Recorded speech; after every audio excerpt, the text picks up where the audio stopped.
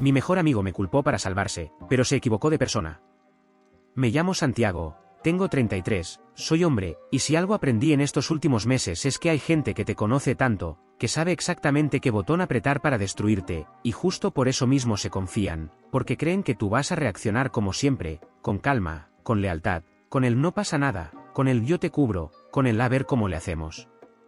A mí me pasó con mi mejor amigo, Bruno, el tipo con el que crecí desde la secundaria, el que tenía llaves de mi casa antes que mi propia hermana, el que se sentaba a comer en la mesa de mi mamá como si fuera familia, el que estuvo conmigo cuando mi papá falleció y yo me quedé en automático semanas, el que me ayudó a cargar muebles cuando me mudé con Irene, mi esposa, el que me abrazó el día de mi boda y me dijo, aquí estoy, hermano, pase lo que pase.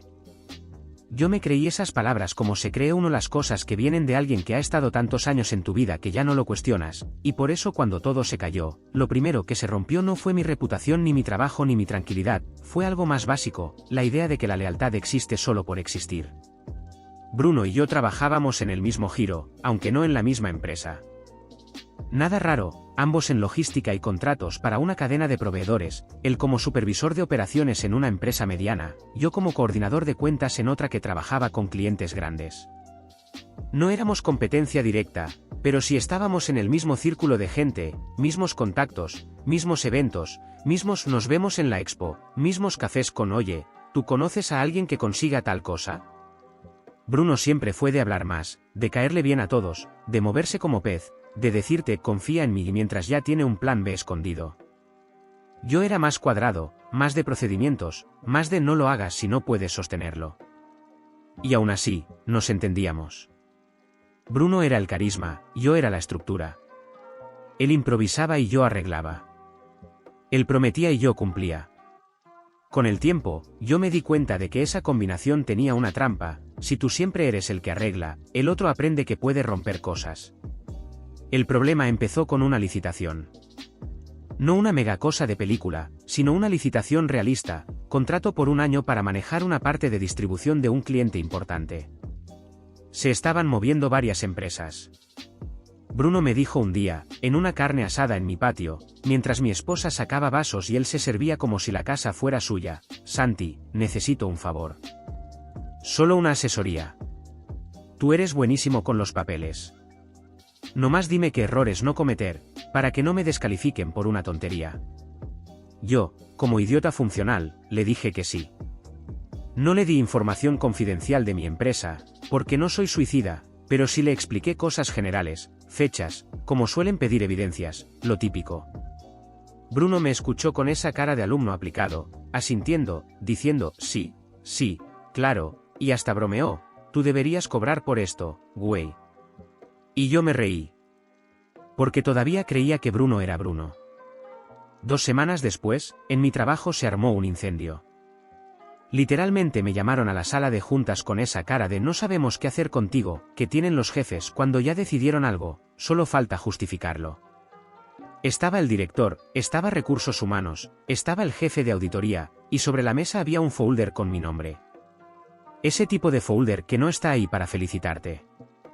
Santiago, me dijo el director, necesitamos que nos expliques una situación. Yo me senté. Abrí las manos, como diciendo adelante. Me mostraron un correo impreso. Un correo filtrado donde supuestamente yo había enviado información del proceso interno a un correo externo, un correo con un nombre raro, y junto a ese correo, un documento adjunto con criterios de evaluación, montos, márgenes, cosas sensibles. Yo lo vi y lo primero que pensé fue, esto es falso. O esto es de alguien más. Porque yo jamás mandaría eso desde mi correo corporativo, y menos a un correo que ni conozco. Yo no mandé eso, dije. Ese correo no es mío. El jefe de auditoría se acomodó los lentes. Se envió desde tu cuenta. Desde tu equipo. A las 9:14 de la noche del martes pasado. Yo sentí una punzada. Porque el martes pasado yo sí había estado en la oficina hasta tarde, pero no solo. Ese martes, Bruno había pasado por mí para ir por unas cervezas, y mientras yo terminaba unas cosas, él se quedó esperando en mi área. Incluso me acuerdo porque me pidió el baño y porque se puso a revisar cosas en su celular con esa ansiedad de siempre. Yo lo dejé ahí porque, ¿qué podía pasar? Era Bruno. Era mi hermano. Ese martes, empecé a decir, yo estaba trabajando. Pero también estuvo un amigo conmigo. ¿Tienes registro de eso?, preguntó Recursos Humanos como si fuera juez. Yo me quedé callado. Como registras, vino mi amigo a esperar. Me enseñaron otra cosa, un registro de acceso al edificio. Mi tarjeta había pasado. Obvio. Y luego una cámara del pasillo donde se ve una sombra entrando a mi área. La imagen era mala, típica cámara vieja, pero se veía una silueta con gorra. ¿Esa gorra es tuya?, preguntó alguien. Yo me reí por dentro, pero por fuera solo dije: no. El director cerró el folder como si cerrara un ataúd. Santiago, esto es grave. El cliente nos pidió una explicación porque la competencia presentó exactamente información que solo nosotros teníamos. Y esas coincidencias apuntan a una filtración. La palabra filtración me cayó como plomo. Filtración suena a traición. Y traición en una empresa no se discute, se castiga. Yo no filtré nada, repetí. Si quieren revisar mi equipo, revisen. Si quieren revisar mi historial, revisen. El jefe de auditoría dijo: ya revisamos. La actividad aparece registrada como si fueras tú. No hay malware evidente. Lo que sugiere que fue alguien con acceso. Me miró de una forma que decía: ¿tú? Me dieron suspensión preventiva mientras que investigaban. 3 días después, me despidieron. El motivo oficial: violación de confidencialidad y falta grave a la ética. En el papel, esa frase te deja marcado. No es recorte, no es reestructura, no es no dio el ancho. Es traicionó. Y con eso, no solo pierdes el trabajo, pierdes la confianza de la gente que te conoce en el medio. Porque nadie quiere contratar al que puede venderte. Cuando salí con mi caja de cosas, vi mensajes en mi celular de compañeros: ¿qué pasó? Oye, dicen que, no puedo creerlo. Y entre esos mensajes, uno de Bruno: hermano, me enteré, ¿estás bien? Ese fue el primer momento donde algo dentro de mí se rompió con un clic silencioso. Porque Bruno no preguntó ¿qué pasó?, Bruno preguntó ¿estás bien?, como quien ya sabe lo que pasó y solo está poniendo cara de qué mala suerte. Y porque, además, Bruno sabía de esa licitación. Bruno sabía que yo estaba involucrado. Bruno sabía que yo tenía acceso. Bruno sabía que si alguien quería un chivo expiatorio, yo era perfecto, el tipo serio, el que trabaja hasta tarde, el que se queda solo en la oficina. Y Bruno era el que solo pasó por unas cervezas. Llegué a mi casa y mi esposa Irene me vio la cara. No tuve que decir nada. Solo me dejó la mochila en el suelo y me abrazó. Yo le dije: me corrieron. Dicen que filtré información. Irene se quedó helada. Porque ella sabe cómo soy. Sabe que puedo ser terco, pero no soy tramposo. ¿Y quién?, preguntó. Yo no quise decirlo. Porque decirlo era aceptar una realidad absurda. Era aceptar que tu mejor amigo te podía hacer eso. Pero esa noche, mientras me bañaba, me acordé de un detalle mínimo que en ese momento se volvió gigantesco. El martes, cuando Bruno esperaba en mi área, me pidió mi cargador porque su cel no carga. Y yo, como imbécil generoso, le presté mi cable. Eso lo llevó a mi escritorio. Eso le dio una excusa perfecta para acercarse a mi computadora. Y yo lo dejé. Irene me encontró sentado en la cama, con la mirada fija. Fue Bruno, ¿verdad?, dijo. No por adivinanza, sino porque Irene es de las que huelen la mentira en el aire. Yo no contesté. Y en ese silencio, Irene dijo lo que yo necesitaba escuchar. Ok. Entonces no te vas a quedar sentado. Vamos a probarlo. Y ahí empezó todo. Porque la gente como Bruno cree que te conoce. Cree que vas a explotar, gritar, buscarlo, reclamarle, llorarle.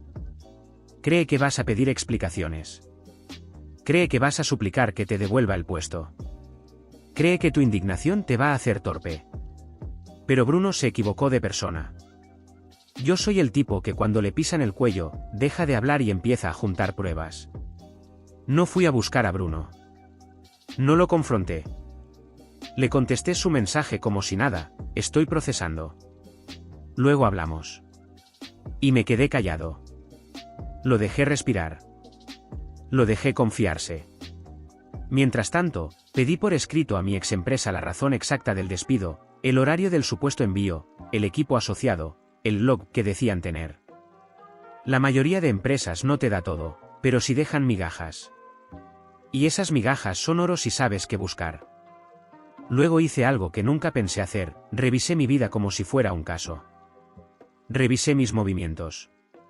Revisé mis llamadas. Revisé mis mensajes. Revisé mis fotos de esos días. Y ahí encontré algo. El martes, cuando Bruno me esperaba, Irene me mandó un mensaje: ¿vas a tardar? No olvides comprar comida para el perro de mi mamá. Yo le respondí una foto de mi escritorio, como broma, aquí sigo, atrapado. En esa foto se veía mi monitor, mi teclado, y en la esquina, apenas, el reflejo del cristal del pasillo. Y en ese reflejo, se veía una silueta con gorra. Ese era Bruno. Bruno siempre usa gorra. Irene lo odia porque dice que parece que se esconde. Yo amplié la foto, la mejoré lo más que pude, y sí, no era prueba judicial perfecta, pero era una pista.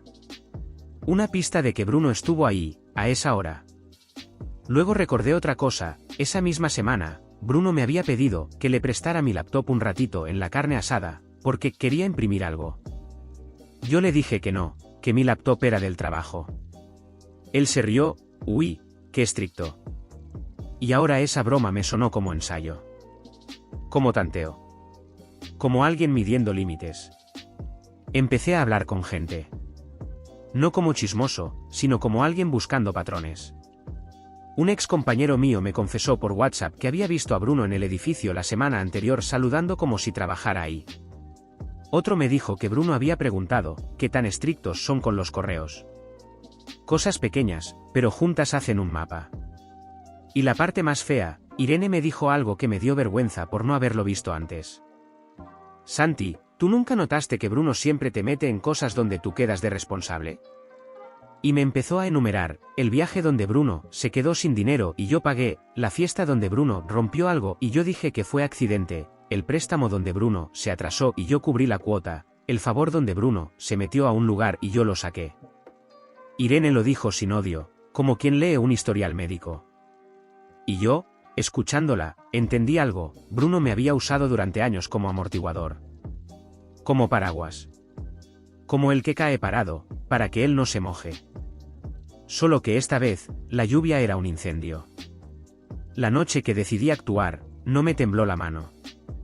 Me senté con Irene, abrimos una libreta, y escribimos, ¿qué necesitamos probar? 1. Bruno tuvo acceso. 2. Bruno tuvo motivo. 3. Bruno se benefició. 4. Bruno mintió.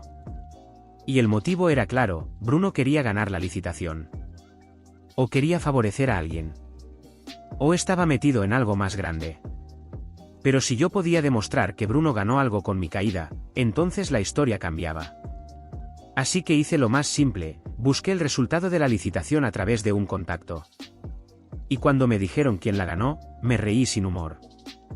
La ganó la empresa de Bruno. Me quedé viendo a Irene, y Irene me vio con esa cara de ya. Ok, dije. Ya tengo el motivo.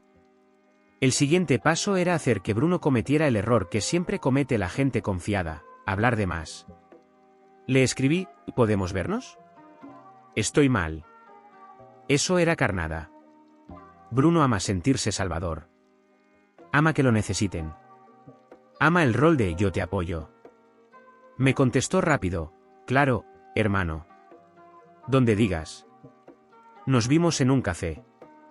Bruno llegó con esa cara de preocupación falsa, pero practicada. Se sentó, me agarró el hombro, me dijo, no sabes cómo me dolió lo que pasó.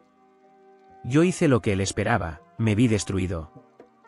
Le conté una versión suave, que no entendía, que me sentía traicionado por la empresa, que pensaba demandar, que tal vez iba a buscar trabajo en otra ciudad.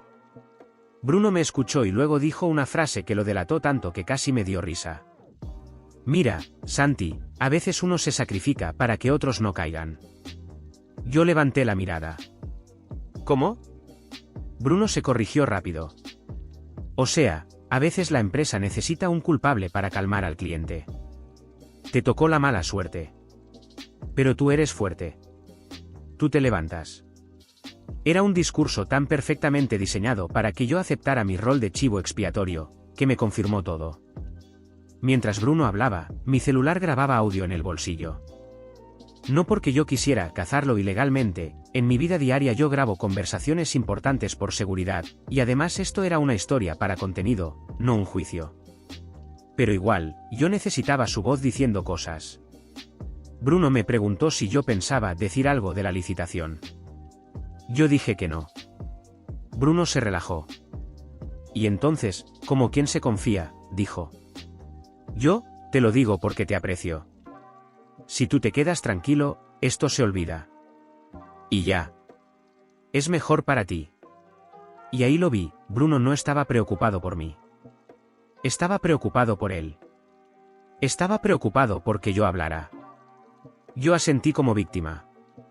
Sí, tienes razón, dije. No quiero problemas. Bruno sonrió, aliviado, y pidió otro café como si ya hubiera resuelto todo. Yo salí de ahí sabiendo que lo iba a destruir, pero no con golpes, ni con gritos, ni con venganza tonta. Lo iba a destruir con evidencia y paciencia. Porque la gente como Bruno se cae sola cuando la obligas a sostener su mentira con la realidad. Actualización 1. La primera semana después de ese café fue la más rara de mi vida, porque por fuera yo estaba tranquilo y por dentro yo estaba en modo cazador. No de personas, sino de inconsistencias. La mentira de Bruno tenía que tener agujeros. Siempre los tiene. La gente que hace cosas así suele cometer el mismo error, cree que todo se controla con carisma, y el carisma no sirve contra los registros. Lo primero que hice fue conseguir asesoría legal real, pero sin entrar todavía en guerra. Un abogado laboral me dijo: si te despidieron por una causa grave, tienen que sostenerla. Pero las empresas se cubren. El punto es, ¿tú puedes demostrar que no fuiste tú? Eso es difícil porque la actividad salió de tu cuenta. Yo le dije: puedo demostrar quién estuvo cerca. El abogado me explicó algo que me sirvió: no siempre necesitas demostrar quién lo hizo, a veces solo necesitas sembrar duda razonable y señalar fallas del proceso, porque si la empresa cometió negligencia, pueden negociar. Pero yo no quería solo negociar. Yo quería limpiar mi nombre. Entonces fui por el lado que Bruno no controlaba: las cámaras. Mi edificio corporativo tenía cámaras internas, pero obviamente yo ya no tenía acceso. Sin embargo, el guardia de la entrada, don Rafa, me conocía desde hace años. No como amigo, sino como tipo decente que saluda. Yo fui con él como quien va por un favor humano, no por un favor ilegal. Le dije: Rafa, me acusaron de algo grave.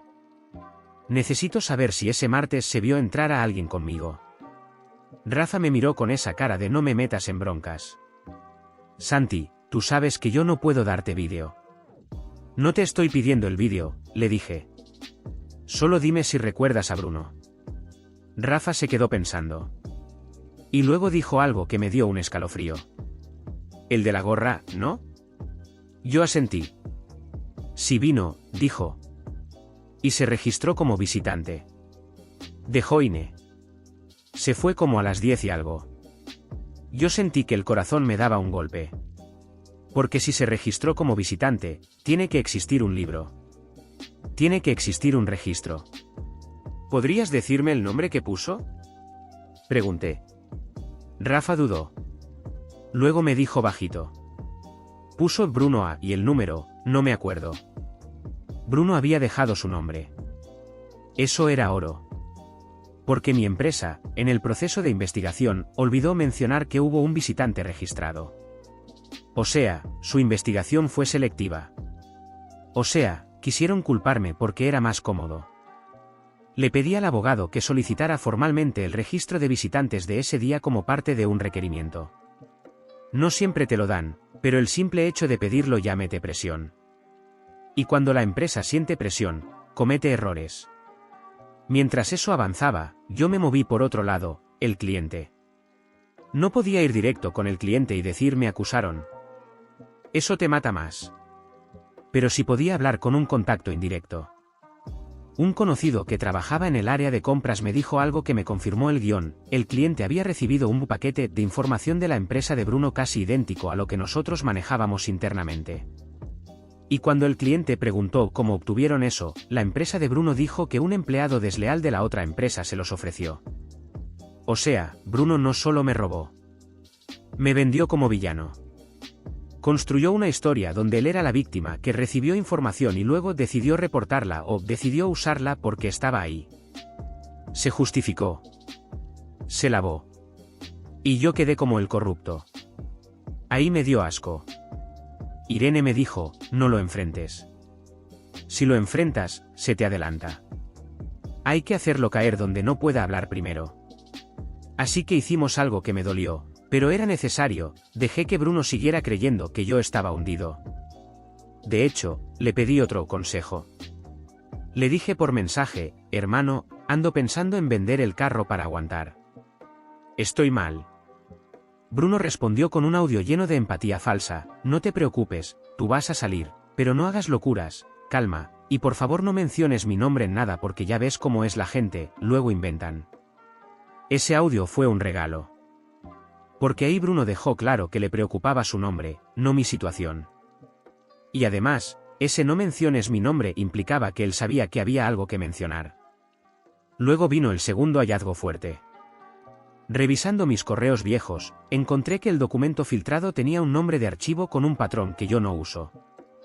Yo nombro mis archivos como cliente-año-versión.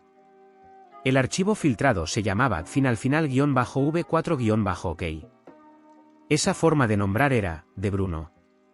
Bruno siempre hace eso.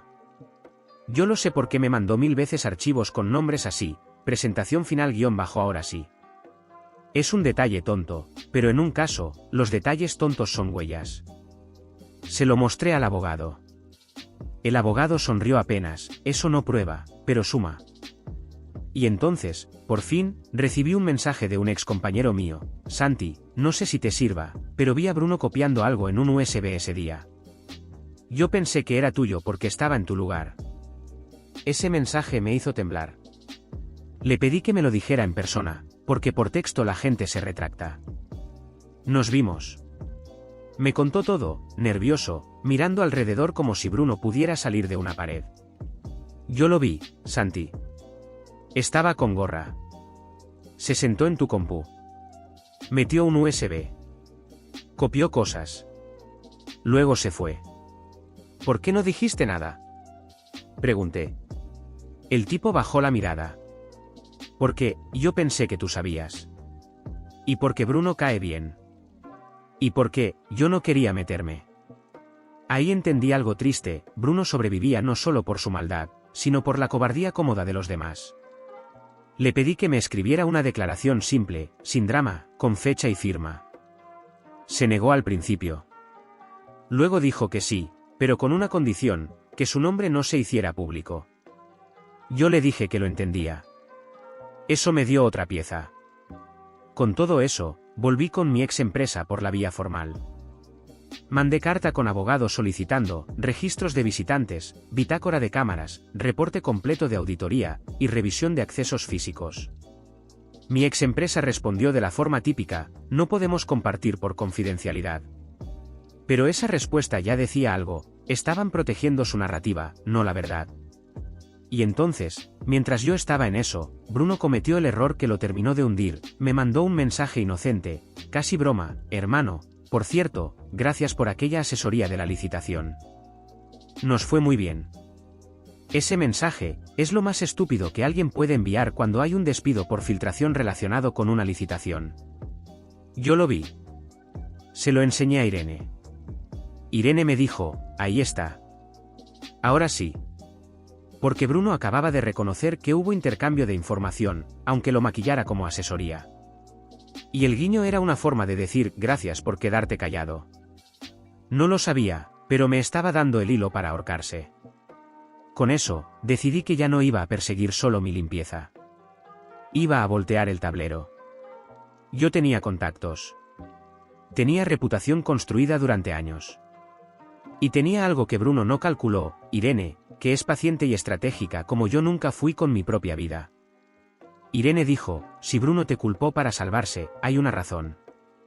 Y si hay una razón, hay algo más grande que ocultar. Vamos a encontrarlo.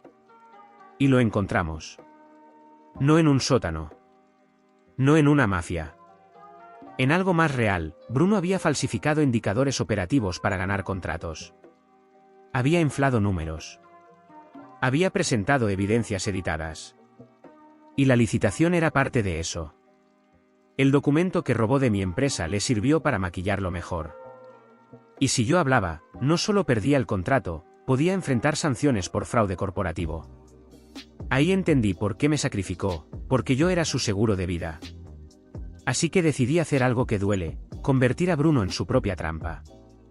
No iba a correr a gritarle al mundo. Iba a hacer que él mismo se expusiera tratando de seguir controlando. Le escribí a Bruno, me hablaron de un despacho para demandar. Dicen que si llevo esto al cliente, se arma grande. No sé qué hacer. Bruno contestó en segundos, no hagas eso. Te va a ir peor. A veces hay que dejar las cosas. Yo le dije, ¿y si me ayudan a entrar a otra empresa? Estoy desesperado. Bruno dijo, yo puedo mover algo, pero prométeme que no vas a decir nada de la licitación. Ahí, Bruno amarró su propia cuerda. Porque ya no era el consejo de amigo. Era intento de comprar silencio. Irene me miró y dijo, listo. Ahora sí lo exponemos. Actualización 2. No lo expusimos con un post en redes ni con una llamada histérica. Lo expusimos como se expone a alguien que sabe moverse, con pasos que lo obligan a enfrentar la realidad sin poder girarla. Primero, fui con mi ex empresa, pero no con súplica, con carpeta. Les llevé el mensaje de Bruno, los audios, el testimonio del compañero, la confirmación del guardia sobre el registro de visitantes, y el hecho de que Bruno ganó la licitación. Les dije, sin gritar, me culparon por esto. Pero aquí hay un visitante registrado, aquí hay un beneficiado directo, aquí hay indicios de que fue él. Yo necesito una rectificación por escrito. No quiero dinero. Quiero mi nombre limpio. El director me miró con cara de esto se nos salió de las manos. Recursos Humanos intentó la típica, no podemos acusar a terceros. Yo le respondí, no les pido que lo acusen. Les pido que admitan que su investigación fue incompleta y que mi despido se basó en evidencia que ya no es sólida. Hubo silencio. Y ese silencio fue la primera victoria. Porque cuando una empresa se queda callada, es porque ya vio el riesgo. Luego hice lo que Bruno no esperaba, hablé con el cliente, pero no como Santiago el resentido. Fui con un abogado y pedí una reunión formal con el área de cumplimiento, compliance, del cliente, no con compras. Eso cambia todo. Porque compras quiere cerrar tratos. Cumplimiento quiere evitar escándalos. En esa reunión, yo no dije Bruno me robó. Dije, hubo una filtración que afectó un proceso. Yo fui despedido. Pero he reunido información que sugiere que fui usado como chivo expiatorio. Y me preocupa que ustedes estén trabajando con una empresa que obtuvo información por vías indebidas. Eso es suficiente para que prendan alarmas sin que tú suenes a venganza. Mostré pruebas mínimas, las más fuertes, el registro de visitante, sin dar nombres completos, solo que hubo visitante, el mensaje de Bruno sobre gracias por la asesoría, y el hecho de que Bruno me pidió que no dijera nada. Eso, para un área de cumplimiento, es dinamita. El cliente dijo que revisaría internamente. No me prometieron nada. La vida real no promete. Pero yo vi en sus ojos que se tomaron en serio el riesgo. Esa misma semana, pasó algo que me confirmó que íbamos bien. Bruno me llamó nervioso. Santi, ¿tú hablaste con alguien? Preguntó, sin saludos. Yo puse voz cansada. No, ¿por qué? Bruno tragó saliva. Nada. Nada. No más, me dijeron que andan preguntando cosas raras. Yo dije. Qué raro. Bruno se quedó callado. Y en ese silencio, yo escuché miedo. El miedo de alguien que siempre controló y de pronto ya no. A los 2 días, el cliente suspendió temporalmente el contrato de Bruno en revisión. Eso, para su empresa, era un golpe enorme. Bruno se volvió loco. Me mandó audios, mensajes, llamadas. Primero suplicando, hermano, dime que no fuiste tú. Luego amenazando suave, no te conviene. Luego chantajeando, ¿quieres que hable de cosas tuyas? Bruno iba cambiando más cara cada hora. Yo no respondí. Porque cada mensaje era otra prueba. Cada amenaza, otro clavo. Mientras tanto, mi ex empresa me llamó. El director me citó. Fui. Me ofrecieron un acuerdo, una carta de recomendación neutral, cambiar el motivo de salida, separación por mutuo acuerdo, y una compensación adicional si firmaba confidencialidad. Yo lo pensé. Irene me dijo, ¿qué quieres tú? Yo quería mi nombre limpio. Acepté con una condición, que en la carta se estableciera que no hubo evidencia concluyente de filtración atribuible a mí. Lo redactaron de forma corporativa, pero lo pusieron. Para mí, eso era respirar otra vez. Y entonces llegó el final que yo no planeé, pero que era lógico. Bruno, acorralado, intentó salvarse como siempre, culpando a alguien más. Pero esta vez no era yo. Era un compañero suyo. Quiso repetir el patrón. El problema es que el cliente ya estaba investigando. Y cuando alguien investiga, encuentra todo lo que no quieres que encuentren: correos, versiones, cambios, metadatos, USBs, accesos. Bruno cayó por lo mismo que me quiso echar encima, un rastro digital. Su empresa lo suspendió. Luego lo despidió. El cliente lo vetó. Y lo más importante, varios proveedores con los que Bruno jugaba dejaron de responderle. Una noche, Bruno se apareció afuera de mi casa. Literal. Tocó el timbre como a las 11. Irene me miró con miedo. Yo respiré y salí, pero no abrí la reja. Lo vi desde adentro, como si fuera un desconocido. Bruno estaba demacrado. Ojeras. La gorra puesta. Siempre la gorra. Santi, dijo. Por favor. Yo no sentí satisfacción. Sentí una tristeza rara. Porque ese era mi mejor amigo, pero al mismo tiempo ya no lo era. Era alguien que había decidido que mi vida era moneda de cambio. ¿Qué quieres?, pregunté. Yo solo, balbuceó. Se salió de control. Me reí sin humor. Se salió de control cuando me despediste, Bruno. Cuando dejaste que me pintaran como traidor. ¿Qué pensabas? ¿Que yo me iba a quedar callado para siempre? Bruno se pegó a la reja. Yo no quería que te corrieran. Ahí me enojé de verdad. No mientas. Dije, bajo. Tú lo necesitabas. Porque si no, caías tú. Bruno tragó saliva. Y por primera vez, no tuvo discurso. Santi, yo te conozco. Tú eres bueno. Tú perdonas. Esa frase fue el último insulto. Como si mi bondad fuera una obligación. Como si mi paciencia fuera un derecho suyo. Yo era bueno cuando eras mi amigo, le dije. Tú elegiste dejar de serlo. Bruno empezó a llorar. No como película, sino como hombre desesperado que perdió todo porque creyó que podía usar a todos. ¿Qué hago?, preguntó. Yo lo miré, y te juro que lo único que pensé fue, si yo hubiera sido más ingenuo, Bruno me hubiera arruinado la vida completa. Hazte responsable, le dije. Por primera vez en tu vida. Bruno se fue esa noche. No sé qué hizo después. Supe por terceros que intentó irse a otra ciudad, que buscó trabajo en otro giro, que dejó de contestar. No me interesa. Lo que me interesaba era recuperar mi nombre. Yo conseguí otro trabajo, no por venganza, sino porque yo sé hacer mi trabajo. El cliente, tiempo después, me contactó para una entrevista con otra empresa de su red. No por lástima. Por reputación. Porque cuando una mentira se rompe, la gente recuerda quién se quedó de pie sin gritar. Y en mi vida personal, el cambio más fuerte fue este: aprendí a ver las lealtades no por años, sino por acciones. A ver quién te quiere cuando te va bien, y quién te respeta cuando te va mal. A veces me preguntan si extraño a Bruno. Extraño la idea que yo tenía de Bruno. Extraño los años donde no veía su lado oscuro. Extraño las risas, las historias, la costumbre. Pero no extraño a la persona que fue capaz de señalarme para salvarse. Porque esa persona no era mi mejor amigo. Era mi mejor enemigo disfrazado. Y sí, me culpó para salvarse. Pero se equivocó de persona. Porque yo no fui el que se cayó. Yo fui el que juntó pruebas, guardó silencio, y lo dejó hundirse en la mentira que él mismo construyó.